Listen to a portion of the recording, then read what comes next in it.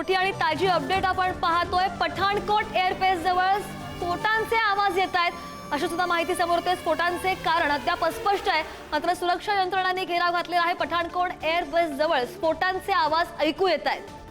अगदी श्रद्धा, पुन्हा एकदा पठाणकोट परिसरामध्ये मोठी घडामोड येते।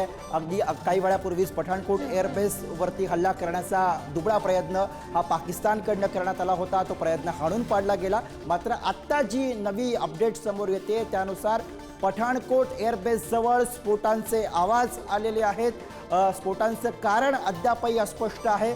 सुरक्षा यंत्रणांचा यानंतर या सगळ्या परिसराला घेराव असल्याची अपडेट आतापर्यंत आपल्या हाती येते।